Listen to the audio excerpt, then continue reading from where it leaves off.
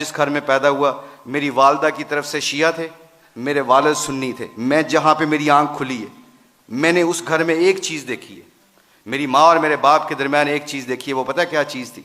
वो मोहब्बत थी, एक दूसरे के फ़िरके की इज्जत थी। तो आज हमारे खिलाड़ियों की ज़िंदगी बदली है।